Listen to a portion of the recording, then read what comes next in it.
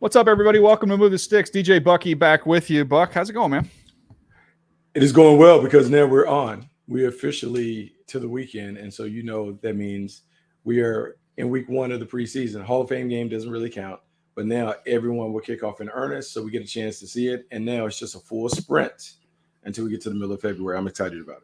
Yeah, fired up. We've got some cool things to hit on today. Going to have a fun offensive line discussion.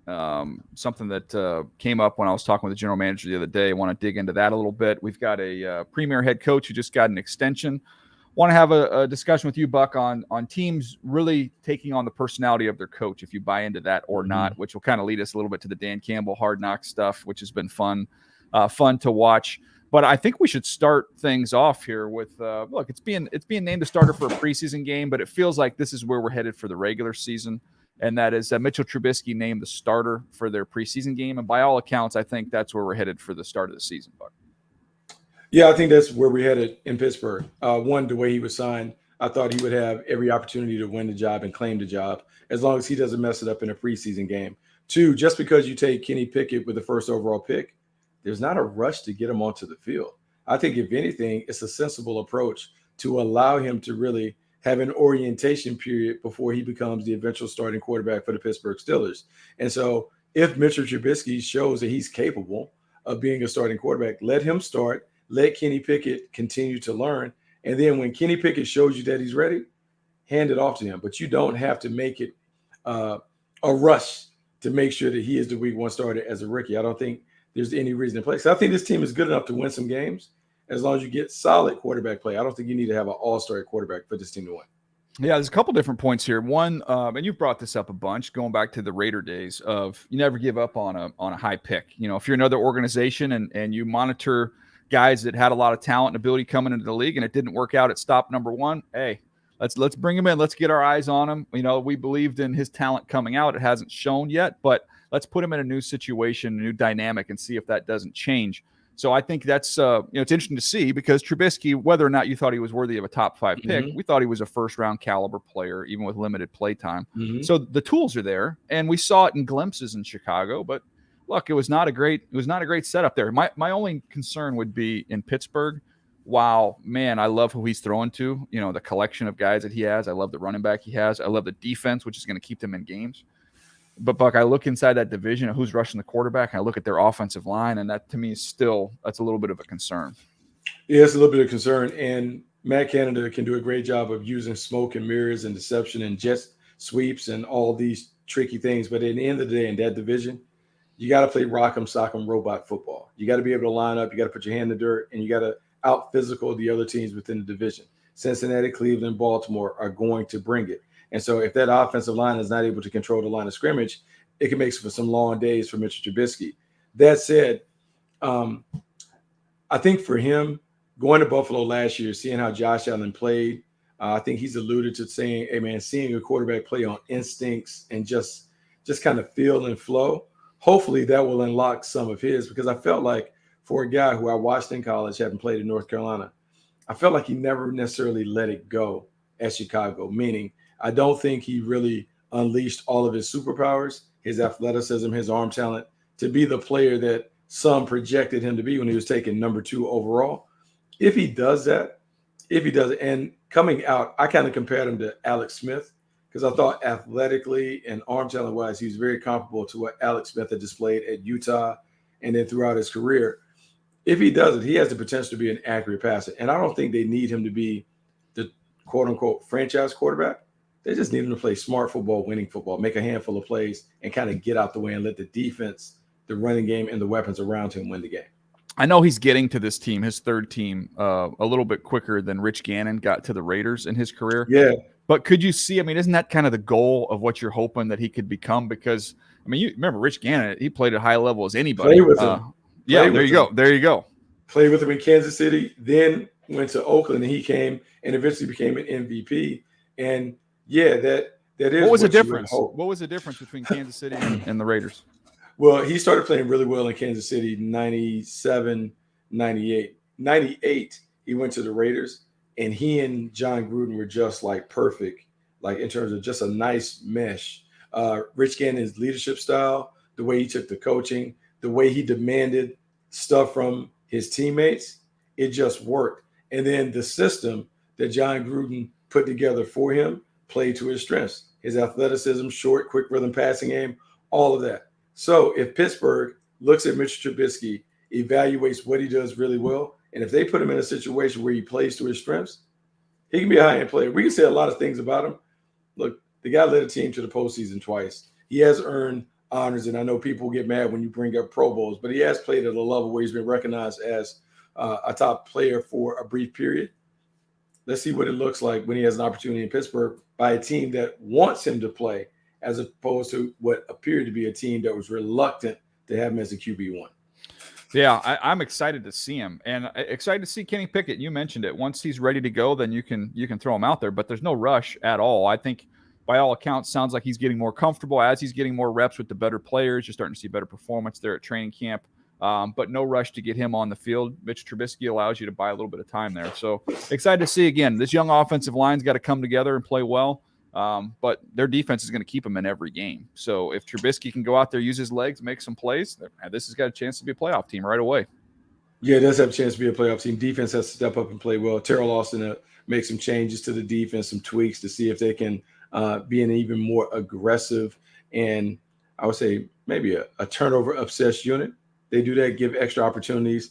It should give them a chance. And Najee Harris has to play at a high level because he's the guy that is the anchor to the offense. His ability to run the ball between the tackles, catching in space, he gives them a lot of variety to the offense. Now it's on Mitch Trubisky just to take care of the football, make the plays that are available on the perimeter.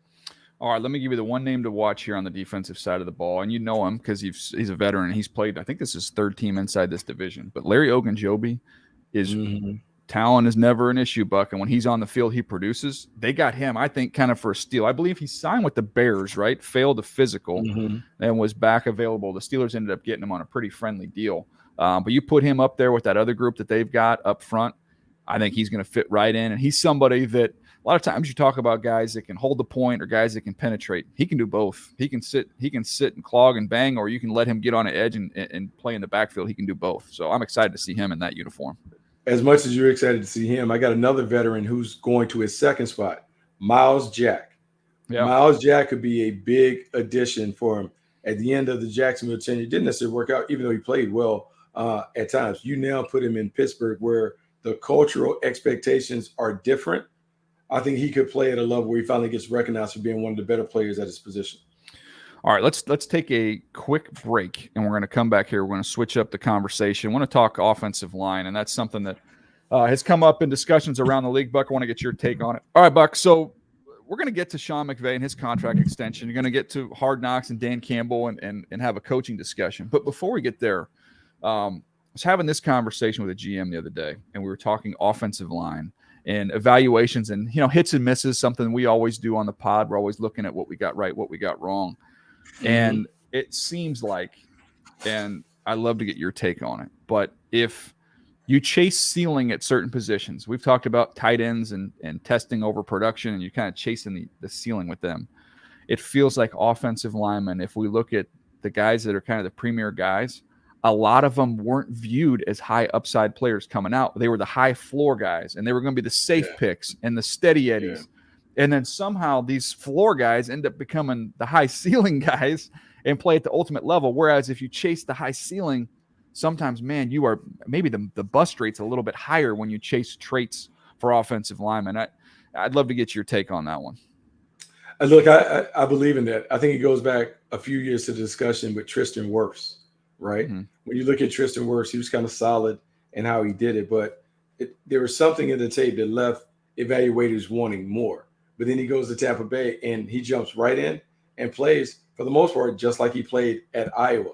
The big thing with offensive linemen, how much better can they get as pros, really is dependent upon what kind of toolbox they come in with and how they already know how to utilize some of those tools. And so when we think about the guys that are playing, the guys that are the all-stars, they kind of displayed that ability already in college. They were pretty consistent over time.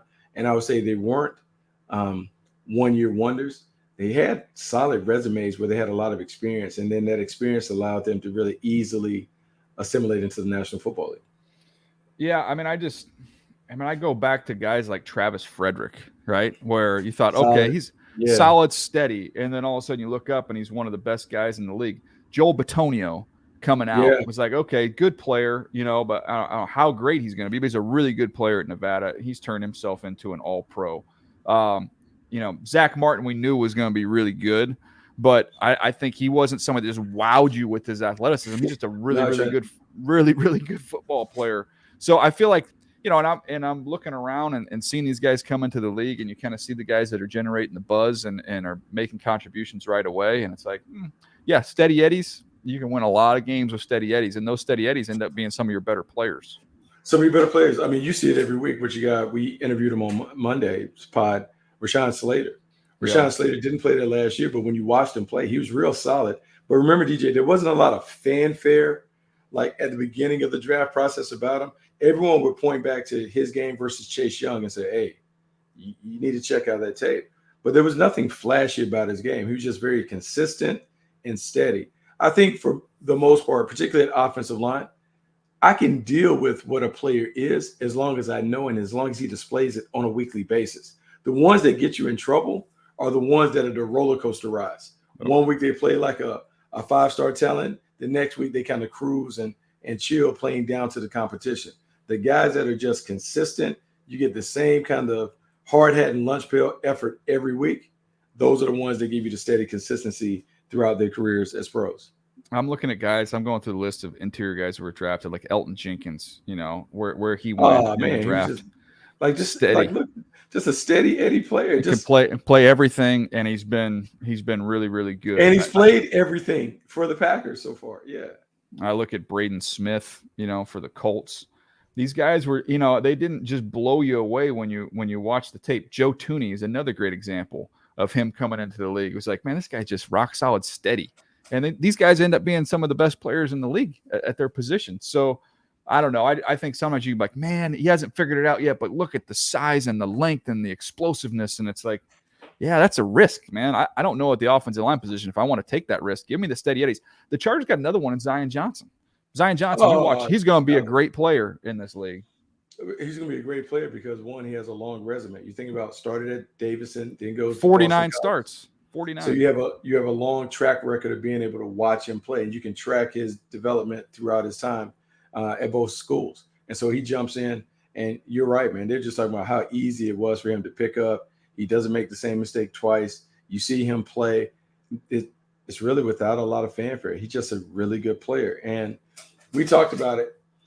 Sometimes these B's and B pluses, man, you get a bunch of those. You still make Dean's list. Mm-hmm. Yeah, no, 100%. This led, to, and you could go through every position, right, and say, okay, floor, ceiling, what's the better approach here? And I was transition this into talking about edge rushers, and you say, okay, well, we love, there's camp that says, okay, well, the production, if you're productive in college, that carries over. We've talked about that. Some Aussies always preached. And then there's, oh man, I've got all the get off and the twitch, and then we can work with it. And I think what you have to do after talking to a D-line coach, who was a great example of this, he said, there's just got to put them in buckets, right? Like there's the 3 buckets. There's the craftsmen, as we've talked about, guys that are obsessed with the craft, and they're going to get the maximum of their ability. You think about the Cincinnati Bengals and Trey Hendrickson. Oh, Trey Hendrickson getting everything out of the craftsman, technique. Max Crosby, craftsman, getting everything out of that technique. And then you think about the guys who just have all the twitch and the juice coming off the edge. Like, okay, that's Jadeveon Clowney would probably be the poster boy for that. Not a craftsman by any stretch, but just just physical and juice and everything that comes with it.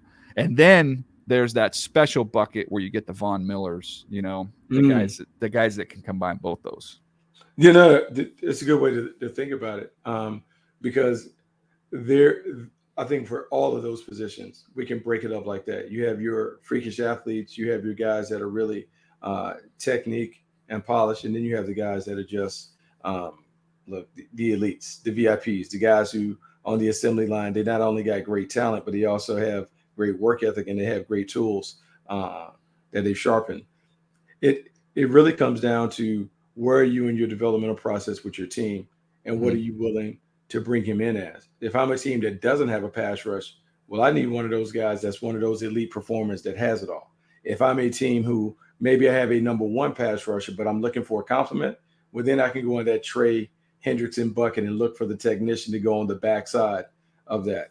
If I'm a team that, look, I'm looking for a third guy that can kind of rotate in, maybe it's a mix. Maybe it's a developmental guy who has some of the traits, but a lot of the technique and tools. I think scouting is about knowing exactly what you're looking at and being able to categorize the guy the right way, put him in the right bucket so you know exactly what he is, and then standing in front of the room and saying, if this guy comes here, this is the role that he plays. If we need a different role, he's not really what we're looking for at this spot. Yeah, it's a fascinating way to kind of go through the evaluation process. I just think route runners and edge rushers, man, we've seen craftsmen kind of take over. Obviously you get the elite guys that, like we said, combine the athleticism with it. But I don't know that you can be an elite player if you're one of the two. Like, I don't. I think you've got to combine it. To be the elite guy, you've got to combine it. You have to. I think it's the combination. If you're the Cleveland Browns and every day you look at Myles Garrett and Jadeveon Clowney. Yeah. You look at Myles Garrett. Myles Garrett has the super freakish tools and that stuff, and he's become the technician that you see the technique on display. Jadeveon Clowney was always the freakish athlete, but there were always concerns about his ability to be able to put the technical stuff together. And so that, to me, is the difference between those two. One guy is able to get to 20 sacks because he has the toolbox. He has the utility belt that has enough stuff on it. Jadeveon Clowney will always kind of be trapped by his athleticism and maybe some of the lack of polish that he didn't develop along the way. He didn't get all of that. He didn't put all that in to make sure that he could be a high-end pass rusher down after down after down. Yeah, it's a fun discussion, a fun way to look at it. Want to change gears here and get to coaching. We saw Sean McVay just got that extension. There's a great article on ESPN.com about him. Wickersham, an unbelievable article. I encourage you guys to check that out. But on the heels of that extension, as well as what we've seen of Hard Knocks, and I'll be truthful, I didn't see the whole episode of Hard Knocks, but so much gets posted on social media, I feel like I saw the whole thing. Yeah. But that's why I wanted to hit you up on this, because we've long said in sports, not just in football, but that the team takes on the identity of its leaders, being the head coach and the leaders on the field. Number one, do you believe that? Do you buy into that? And number two, are we seeing that with those two examples, with the Rams, with Sean McVay, and with Dan Campbell and the Lions? I think so. I think you have to, because you're around the leader every day. And if the leader is a good leader, he's very consistent in his messaging and his approach to the team. So in Dan Campbell, I think what you have is an emotional, rugged, I'm going to beat you up type coach who wants to make the game, in essence, a street fight. He wants to make it where, hey, we're just going to beat them up, and eventually our will is going to overcome and surpass their skill. And Sean McVay, you have what I would say is the cerebral coach who wants to tactically outmaneuver you and beat you in that regard.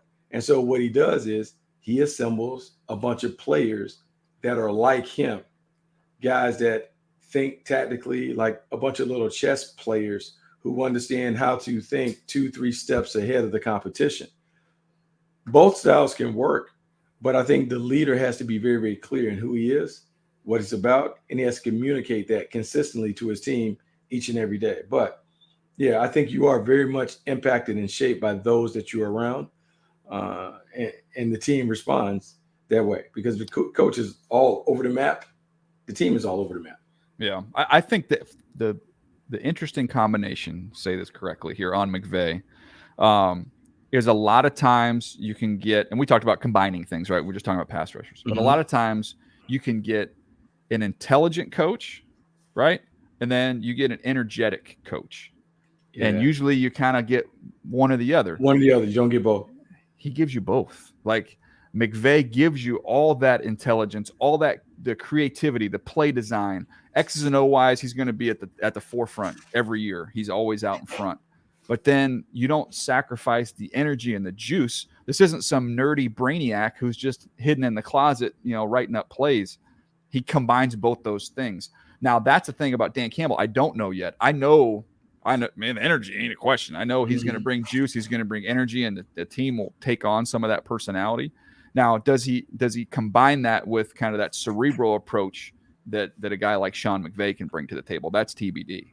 That is TBD. I think you bring up good points. And so it's not only the head coach, but it's the assistants. And so when you're thinking about the kind of team that you want, your assistant coaches touch their position group every day.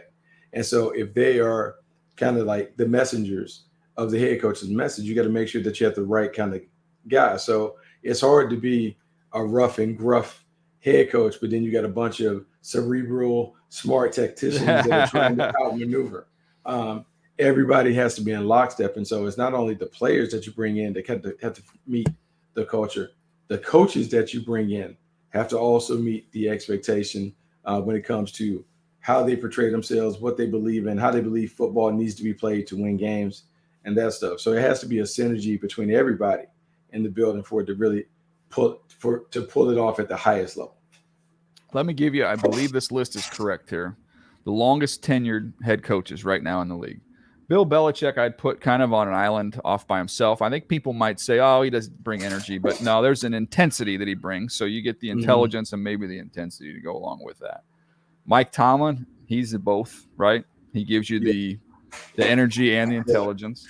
John Harbaugh, same. You know, he brings a lot of juice, but they're in the forefront of creativity and what they've done offensively. Pete Carroll has always stayed young, right? The energy's always been there without question. And then now you're seeing him start to adapt. He was the defensive guru. Everybody had the Pete Carroll tree running everything. Yeah. But now he's kind of adapted to some of the different defensive stuff we see. And then next is Andy Reid, who Andy Reid has surrounded himself. He gets a lot of juice and a lot of energy. Steve Spagnuolo, big energy guy. And nobody's more in Andy Reid's as good offensive mind as we've ever seen in the NFL. So I think it's fascinating to see the guys who have staying power that they can combine both those. Yeah, I think it is important because there's a time when you do need the tactical stuff to be at the forefront. But there's also a time in games where you need more energy and emotion. And you have to let that side fly out. I don't think the monotone leader with great X's and O's can handle situations where it doesn't go awry. At some point, man, you have to get people sparked up and going. You have to be a little more confrontational in your approach to get what you want.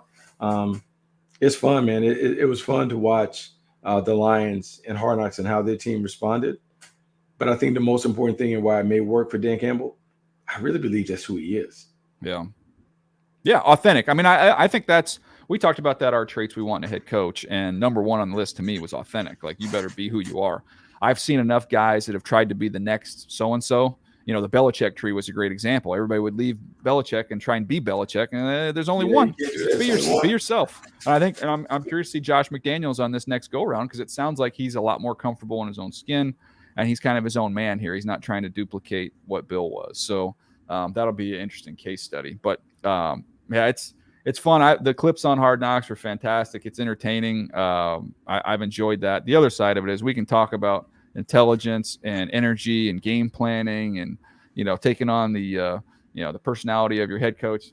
You better have a quarterback. Oh, you got to have a quarterback and you got to have players. Like, all that sounds nice in theory, but it's a players league. It's a players game. You got to have better players than the other team more times than not to win the game. You can maybe coax max effort out of someone who's a lesser talent, and that might get them on a given day. But most of the time, best players, not only play, best players are the ones able to get it done. And so you coaches have to make sure of that. All right. Give me a scouting report, Buck. How's Granada Hills looking? What's the season look like? Forecast it for me as you're getting ready to crank up. Well, it's scrimmage time, and so there's scrimmages over the weekend, so we won't know. We'll see. I think the fun part about it is just kind of see how it all comes together. But as you know, because high school football is right around the corner. And next Friday, for a lot of kids, Friday Night Lights, running out their same stage, their same feeling. I think it's funny to watch these guys talk about all the stuff, getting to it. But then when it's time to put the pads on, see who's about it and who's not. Yeah. That's what you love about the sport. Are you going to throw the ball at all this year, or are we just running the ball every play again? No. We got some stuff, man. Ever evolving. You know, it's the evolution. What was the most passes you guys threw in a game last year? If we're passing a lot, You're in that's trouble. not good. Yeah, but we're hopeful and optimistic that we'll be able to throw it around the yard a little bit. We'll see. Give me the ideal run pass mix we're talking about for Granada Hills this year. Percentages? No, just give me percentages. Okay, the goal I've sold them on. I can commit to throwing 8 to 10 times a game. Okay, and they can earn more. That's from my old college thing. So my college coach used to say you got to throw deep twice a quarter. Yeah. So you put on you just took the deep part out and just said throw it twice a quarter. Only with this, like I'm a receiver hard. Like I want to throw it. We just haven't thrown it well enough. But they're getting better. If they you got the only high school in the country, Buck, where when you come out for the first week and you got the freshmen out there and they say, all right, go to your position line, and the receiver line is like 2 guys over there. Like that's it. Yeah. No, none of you guys want to play wide out. Nope. Running back line, you can't even see the end of the running back line. We're changing that. We're trying to throw it a little bit more. We're trying to see if we can get some completions. I have a better report for you when we have the next podcast on Monday. Okay. And your big dog is already committed, right? He's already DeJohn Stanley's he's committed to the University of Utah. We'll see if it plays out. It's a good spot for him. Yeah, that's fantastic. Well, we'll be paying attention there. Buck, if you didn't know, Buck's head coach here, high school football in Southern California, and done a great job kind of resurrecting John Elway's old program. So it's something we'll keep an eye on. We'd be a lot better if we had John Elway. He would help. Maybe you can't get John Elway. You get John Elway's money. We can help us out a little bit. NIL's legal in California, in case you didn't know. All right, that's going to do it for us today. Hope you guys have enjoyed it. We'll catch you next time right here on Move the Sticks.